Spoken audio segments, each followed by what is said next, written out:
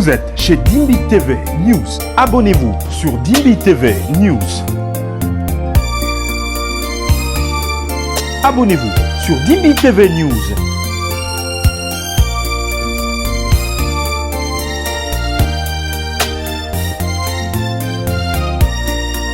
On s'est marié. Moi, je pensais que tu es normal. Mais je découvre que tu es occultiste. Vraiment une question très sensible. Dans la Bible, il n'y a aucun verset qui nous dit de divorcer lorsque le conjoint est sorcier. Quand j'avais dit que le mari de Sandra Mbué, ils sont allés signer ce qu'il ne fallait pas. Ils sont devenus faux. Le voilà qu'il a trompé Sandra Mbué, non? Sauf que depuis presque 4 jours maintenant, des rumeurs circulent sur les réseaux sociaux, notamment sur TikTok. Maman Sandra Mbué aurait demandé le divorce à son mari, le pasteur. Pourquoi? Parce qu'elle le suspecterait ou elle aurait pris la main dans le sac d'infidélité. Pourquoi? Eh ben, le pasteur Jean Bosco Kankou aurait trompé à plusieurs reprises maman Sandra Mbué avec la domestique, une certaine Fatou. Voilà, ça c'est pour la rumeur. Ça va dans tous les sens, de live TikTok sont organisés, on tape sur l'homme de Dieu, Jean Bosco Kankou. Pourquoi il serait comme ça? Certains reviennent même avec des vieux dossiers. Il semble qu'avant de se marier avec Maman Sandra, c'était un homme coureur de jupons connu partout en Belgique et même dans son église. Le voilà que... Et je vous avais dit que tout sera dehors. Je vous avais dit que tout sera dehors. Quand j'ai dit Sandra Mbué, les gens ont dit Sandra Mbué. J'ai dit si. J'ai dit Sandra Mbué. Voilà son mari qui entretient des relations avec celle qui... Seigneur. Avec celle qui faisait le ménage chez lui. Avec celle qui faisait le ménage chez lui. Si ce n'est pas un faux pasteur. Il est tranquille, hein? Il n'a pas honte. Vous n'avez qu'à m'insulter. Non, il n'a pas honte. Parce que ce qu'on les demande de poser comme acte pour résister, pour renouveler les contrats. Ah oui, pour renouveler les contrats, c'est ce qu'on les demande. Ah oui, vous allez m'insulter. Pour l'instant, on peut ne pas me comprendre. Mais faites attention. Je regarde la caméra, j'aimerais dire à quelqu'un, quand on a le sentiment d'humilité, l'humiliation ne peut rien faire en une personne qui est humble. Non. Je vais expliquer en termes de niveau. Quand on a le sentiment d'humilité, on est déjà plus bas. Quand quelqu'un vient nous humilier, ça ne peut pas te mettre encore plus bas que ça. Parce qu'au fait, l'humiliation est absorbée dans l'humilité. Quand je suis humble, même si tu m'humilies, ça va changer quoi en moi? Mais quand je n'ai pas encore développé le sentiment qui était en Christ, quand quelqu'un vient m'écraser, c'est là que le côté qui n'était pas encore mort commence à agir. À revenir. Vraiment. Cette personne... Non, on n'a pas le temps. Et c'est très important, bien aimé, de veiller sur son état émotionnel. Donc, c'est-à-dire, il est sorcier, mais vous continuez à aimer cet enfant-là jusqu'à ce que Dieu puisse le délivrer. Tu as un homme ou une femme qui est sorcière. Tu as ton mari qui est sorcier, tu as ta femme qui est sorcière. Comment est-ce qu'il faut divorcer? Est-ce qu'il faut arrêter? Bien aimé, c'est vraiment une question très sensible. Dans la Bible, il n'y a aucun verset qui nous dit de divorcer lorsque le conjoint est sorcier. Je ne peux pas inventer les choses. Il n'y a aucun verset. Je n'ai pas un moyen de soutenir ces thèses-là. Aucun verset. Mais personnellement, ça c'est moi. Ça n'engage que moi. Je ne vous demande pas de faire comme moi. Je peux être aussi en erreur. Ça c'est mon opinion. Ce n'est pas la Bible, mais c'est mon opinion. Lorsqu'on parle de la fidélité, c'est rester comme je sais que tu es. Pour moi, c'est ça. Nous disons que Dieu est fidèle parce que Dieu est fidèle à nous par rapport à ses promesses. Dieu est fidèle à sa parole et Dieu est fidèle à lui-même et Dieu. C'est pourquoi on dit que Dieu est fidèle. Donc, pour moi, on s'est marié. Moi, je pensais que tu es normal. Mais je découvre que tu es occultiste et pour moi, je divorce. Pour moi, ce n'est pas dans la Bible, pour moi. Pour moi, tu n'es pas fidèle. Parce que moi, je ne savais pas. Notre relation est basée sur le mensonge. Si je savais, je n'allais pas me marier avec toi. Quand je découvre pour moi, en tout cas, il n'y a pas de mariage. Je ne peux pas vivre avec un occultiste. J'ai vu un pasteur déclarer le divorce parce que la sœur avait menti. La sœur a toujours dit au frère que moi, je me suis gardé depuis toutes ces années, je n'ai jamais connu les hommes. Mais après le mariage, les frères découvrent que c'était faux. Le pasteur a dit oui, tu as droit à divorcer. Et le frère a dit moi, je dois divorcer. Le pasteur a accepté. Pourquoi? Parce que on ne peut pas bâtir un mariage qui est basé sur le mensonge. Donc il y a des cas comme ça, en tout cas, ça dépend d'une personne à une autre. Non, elle savait que tu étais normal, mais après, ça c'est quoi ça? J'ai dit bien, ce n'est pas biblique, c'est mon opinion personnelle. Vous n'êtes pas obligé de faire comme moi. Je donnais juste mon opinion. Et donc voilà. Mais dans la Bible, il n'y a pas un verset qui clarifie cette question, qui dit clairement que lorsque ton conjoint est sorcier, il faut divorcer. Il n'y a pas de verset. C'est pourquoi, bien aimé, il faut faire attention, surtout toi qui n'es pas encore marié. On dit mieux vaut prévenir que guérir. Il y a des beaux gosses qui sont des sorciers. Il y a des belles femmes. Elle est belle, elle prie, elle parle la langue, elle prophétise. Mais c'est une sorcière.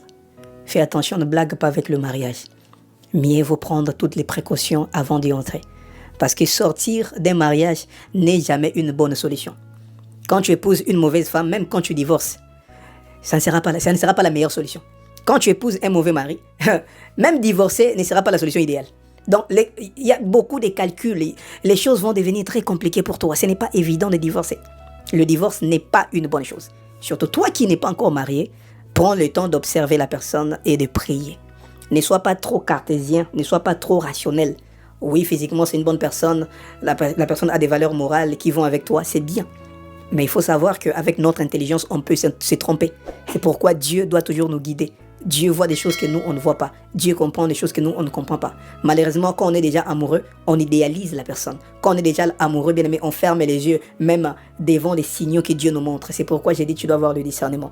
En ce qui concerne la sorcellerie, bien aimé, tu ne dois pas être sentimental, tu dois être spirituel. Même pour te marier, le mariage, c'est d'abord un acte spirituel. Ce n'est pas un acte sentimental. Si toi, tu es emporté par tes sentiments, bien aimé, tu vas regretter. Prie, cherche la face de Dieu, je sais que Dieu va t'orienter. Que Dieu bénisse abondamment. Je vous encourage vraiment à ne pas courir derrière les relations. Je répète, mieux vaut se marier tard, bien, que mal se marier tôt. Vous n'êtes en compétition avec personne. Actuellement, depuis maintenant 2 ans, on voit beaucoup de mariages à la MFD. Mes amis, que cela ne vous effraie point. Que cela ne crée pas en vous des frustrations inutiles. Le mariage des autres n'est pas votre échec. Les enfants des autres, ce n'est pas votre échec. Chacun court sa course. Chacun court sa course. Dernièrement, on a eu la veillée des mariés. Il fallait voir comment nous étions en train de pleurer ici. Pas que le mariage est dur, c'est pas ça. Le mariage n'est pas dur, c'est l'homme qui est dur. C'est l'homme qui rend le mariage compliqué. Et vous n'êtes pas prêt à changer, vous désirez vous marier. Vous n'êtes pas prêt à changer. À juste entendre la manière dont vous parlez aujourd'hui, on peut savoir quel type de mari vous serez demain. Moi, je parle avec des gens. Moi, je pardonne pas. Je regarde dans ma tête, je dis... Et les gens, des fois, je parle avec vous, je vous regarde dans ma tête, je dis, hey, Seigneur, on peut réfléchir comme ça. Je dis, Seigneur, fais leur grâce de mieux penser, de mieux réfléchir. À moi, tu me fais ça, mais niet. C'est fini, je mets une croix sur toi. Une croix sur les gens. Si vous n'êtes pas prêt à pardonner, si vous n'êtes pas prêt à persévérer et aller jusqu'au bout, ne vous mariez pas. On ne se sépare pas aux premières embrouilles, aux premières disputes. Dans le mariage, on voit et entend des choses qu'on n'aurait jamais pensé voir et entendre. Mais malgré ça, on s'appuie sur le Seigneur. Et puis on va jusqu'au bout. Pour aller jusqu'au bout, Jésus ne s'est pas appuyé sur nous. Il s'est appuyé sur le Père. Un mariage chrétien s'appuie sur le Père. Il s'appuie sur le Seigneur. Il porte ses regards sur le Seigneur pour aller jusqu'au bout. Quelqu'un ne peut pas venir te dire, Liba les alaka bongo. Je vais encore choquer, ça va encore barder. Quelqu'un ne peut pas te dire, Zalana Liba la yako kanga motema. Tu vas mourir. Tu vas mourir, je te dis. Et il va épouser la voisine. Dieu n'a pas créé le Liba là pour que ça soit le Kanga. Traduction, attache le cœur. Non, Dieu a créé le mariage pour que ce soit un lieu de paix. On a nos défauts, mais on doit vivre. On a nos problèmes, mais on doit vivre.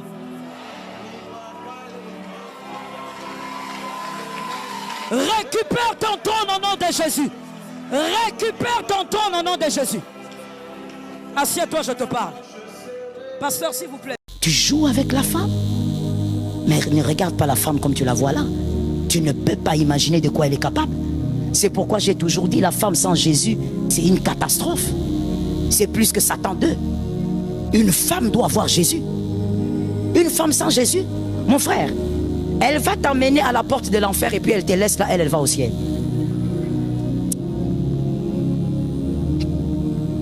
Moi-même, je suis femme, mais j'ai peur de la femme. Oh, je te dis, aujourd'hui, je te révèle les secrets. Quand je reçois un homme dans mon bureau, je suis apaisé. Quand je reçois une femme, je commence à rabababa. Parce que la femme, tu ne peux pas imaginer ce qui se passe dans sa tête. Toi, tu ne peux pas dire, monsieur, que tu gères une petite... Oh, c'est une petite fille de 17 ans. Monsieur, elle va renverser ton mariage, tu ne vas même pas comprendre. Tu ne vas même pas voir venir comment les choses se sont passées. Fais attention.